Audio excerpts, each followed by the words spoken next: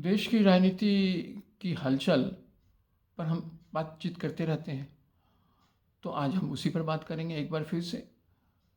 मैं अजय कुमार झा अपने India politics channel पर आपके साथ इंडिया पॉलिटिक्स 2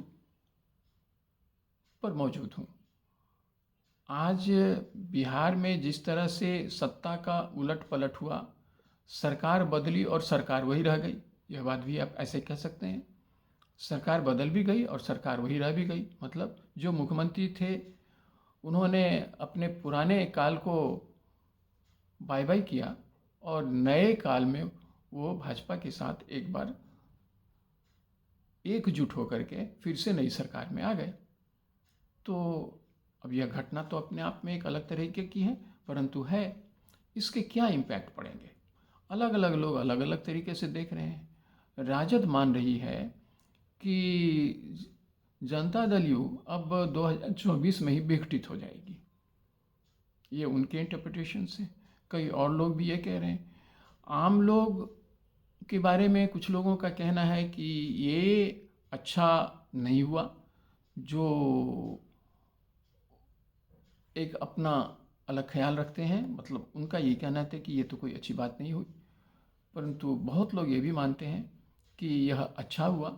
अच्छा इसलिए हुआ कि नीतीश कुमार जी भाजपा के साथ ज़्यादा सहज रहते हैं, जो वो राजद के साथ नहीं दिख रहे थे। अब यह भी एक बात है। अब इसमें भी कुछ सच्चाई के अंश हो सकते हैं, इसमें कोई दो राय नहीं है।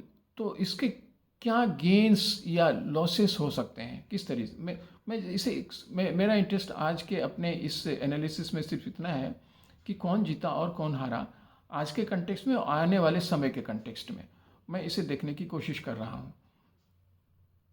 मुझे लगता है कि इसकी इसके इसको टोटलिटी में देखने की आवश्यकता है, परंतु मैं इसे आप थोड़ी बात अपने आगे बढ़ाऊं, आपसे एक बार आग्रह कर लेता हूं कि आप प्लीज़ सब्सक्राइब कर लीजिए मेरे इस चैनल को, अगर आपने नहीं किया है। और अगर आपने किया भी है तो अपने मित्रों से करवाइए, आप शेयर करिए, लाइक करिए और बेल बटन को हिट करिए।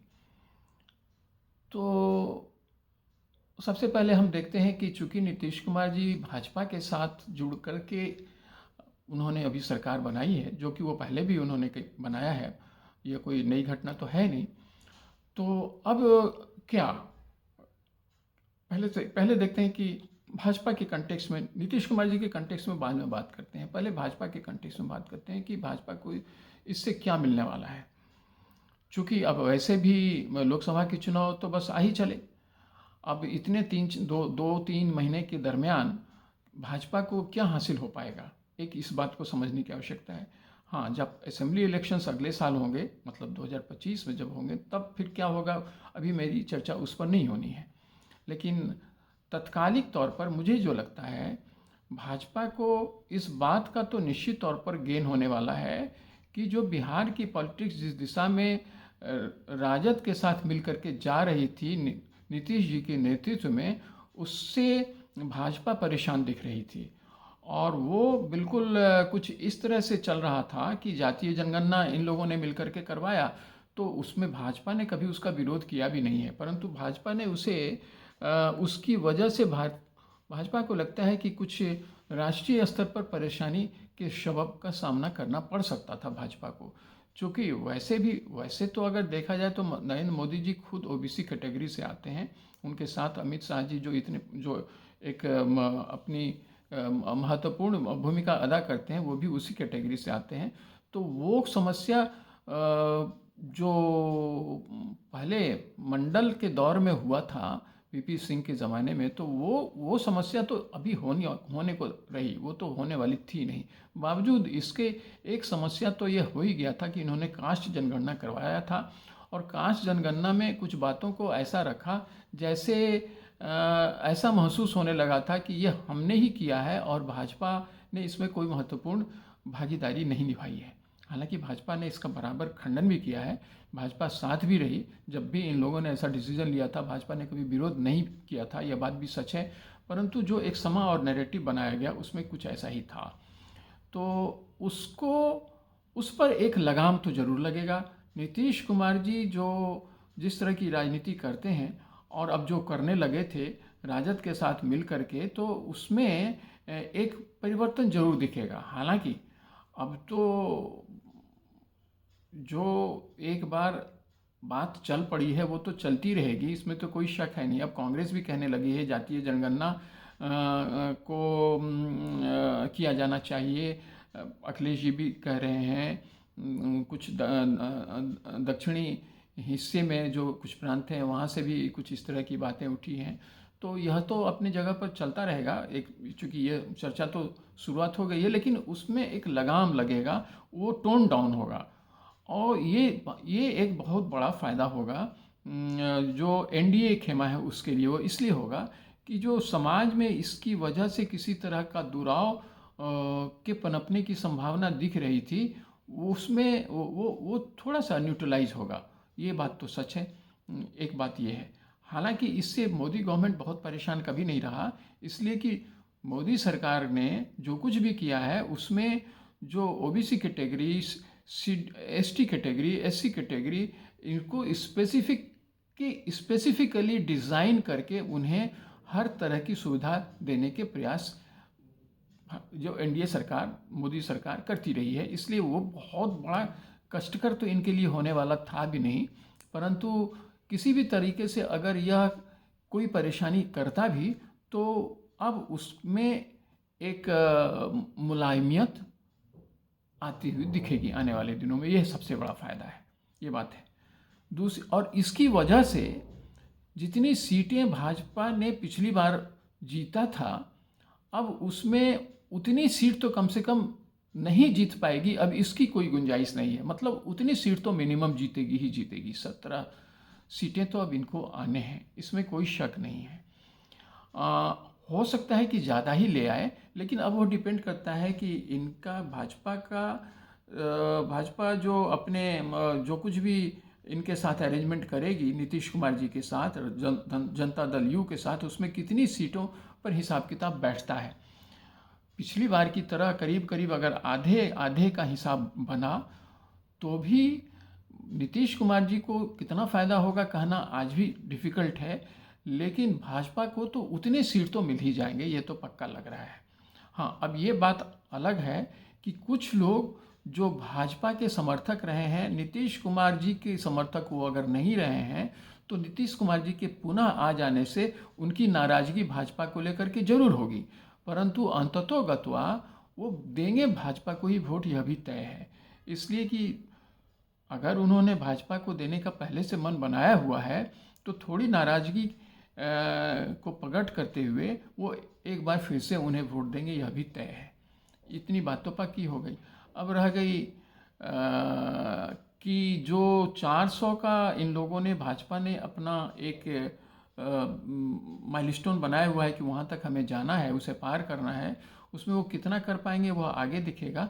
लेकिन बिहार चूँकि बिहार में 40 सीटें हैं, अब 40 सीटों का हिसाब काफ़ी बड़ा होता है।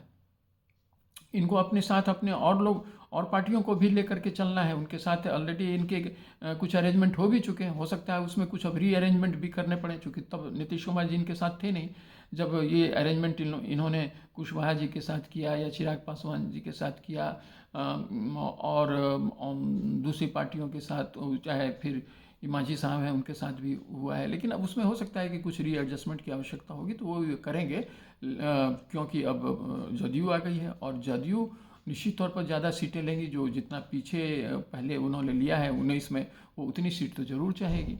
तो खैर, तो इतना पक्का हो गया कि नीतीश भाजपा को उतना का फ़ायदा तो हो ही जाएगा। अब ज़्यादा हो जाए वो एक अलग बात है। अब रह गई अब एक अलग सवाल ये उठता है कि क्या नीतीश कुमार जी इनके साथ आगे रहेंगे, यह एक प्रश्न जरूर खड़ा होगा। कि चूँकि नीतीश कुमार जी जिस तरह से नेविगेट करते रहे हैं, और अगर भाजपा उतनी मजबूती के साथ रिजल्ट में के बाद आगे नहीं आती हुई दिखी, तो नीतीश कुमार जी एक बार फिर से वापस इंडी खेमे में चले जाएं तो इसमें आश्चर्य की बात नहीं है, मुझे ऐसा लगता है। परंतु वो स्थिति शायद ही बन पाए, मुझे यह भी लगता है साथ ही साथ, क्योंकि भाजपा इतना पीछे हो जाएगी कि उसकी सरकार खुद की भी नहीं बन पाएगी, ऐसा दिख नहीं रहा है। इसलिए उस हालत में नीतीश कुमार जी इनको छोड़ करके जाएंगे, ये सवाल अब नहीं उठता है, कम से कम मुझे तो अभी नहीं उठता हुआ दिख रहा है। अब रह गई नीतीश कुमार जी की बात, तो नीतीश कुमार जी को ज़्यादा अगर हम उन पर बात करें तो नीतीश कुमार जी को ज़्यादा फ़ायदा अब इसमें नहीं है, ज़्यादा रुचि इसमें नहीं है कि वो आगे उनकी पार्टी के और लोगों को क्या फ़ायदा होता है, क्या हो पाएगा। वो मुख्यमंत्री बने रहें, बस उनकी अब मुख्य प्राथमिकता अब यही होगी। अब यह दिखेगा 2025 में जब बिहार का चुनाव होगा, उस समय भाजपा क्या स्टैंड लेती है। वो एक इम्पॉर्टेंट वक्त होगा जब नीतीश कुमार जी या तो इनके साथ रहेंगे या फिर वापस राजद के साथ फिर से जुट सकते हैं, अगर इन्हें ऐसा कुछ सुविधाजनक यहाँ 2025 में दिखा नहीं तो। इस बात की संभावना को भी हम इनकार नहीं कर सकते हैं, क्योंकि ये अब एक नेचुरल फेनोमेनन के तौर पर देखा जा सकता है कि नीतीश कुमार जी ऐसा बड़ी सहजता से कर भी लेते हैं और लोग उन्हें एक्सेप्ट कर भी लेते हैं। ऐसा नहीं है कि कल राजद इन्हें फिर एक्सेप्ट नहीं करेगा, अगर ये चाहेंगे तो कल राजद फिर इन्हें एक्सेप्ट करेगा और वहाँ जाने के बाद फिर अगर ये इधर आएंगे तो इधर भी भाजपा उनको एक्सेप्ट करेगा, यह भी सच है।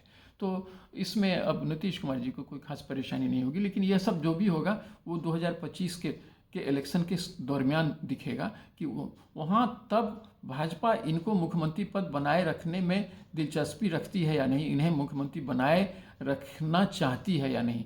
क्योंकि तब अगर भाजपा ऐसा कोई निर्णय लेती है, उस हालत में नीतीश कुमार जी वापस फिर एनडी खेमे में जा सकते हैं, या तब जिस खेमे से भी यह जाना जाए उसमें वो जा सकते हैं, ये बात मुझे लग रहा है। रह गई बात राजद खेमे की, तो राजद ने एक महत्वपूर्ण काम यह किया है कि राजद ने इनसे अपनी जो इनको जो सपोर्ट दे रहा था, राजद ने उसे विड्रॉ नहीं किया था। ये एक बहुत महत्वपूर्ण स्टेप इन लोगों ने उठाया कि इन्होंने ऐसा कोई कार्य नहीं किया कि उनकी वजह से सरकार गिरे। तो उनके पास एक बात तो यह कहने को रहेगी कि भैया हमने तो इन्हें हटाया नहीं था, हमने तो समर्थन रखा ही था, यही बीच में चले गए हमें छोड़ करके, और हम महत्वपूर्ण काम सब कर रहे थे इनके साथ मिल करके, अब ये माने नहीं, ये निकल गए।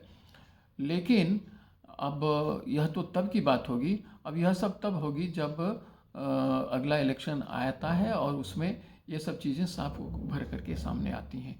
तो मुझे तो कुछ ऐसा ही लग रहा है। अब आप अगर इन बातों से इत्तेफाक रखते हैं तो भी, नहीं इत्तेफाक रखते हैं तो भी, आप अपनी बात को रखिए और हम यह देखते हैं कि आगे की परिस्थिति अब जिस तरह से मैंने व्याख्या की है कुछ वैसा ही उभर करके आता है या नहीं आता है। मुझे तो ऐसा ही लग रहा है कि ये आज का मूव, वैसे भले ही मुख्यमंत्री नीतीश कुमार जी बने हों, लेकिन बड़ी बाजी भाजपा ने जीती है, यह मुझे लग रहा है। Please subscribe my channel. Once again I request you, like my channel, share my channel and hit the bell button of my channel. Thank you. Jai Hind.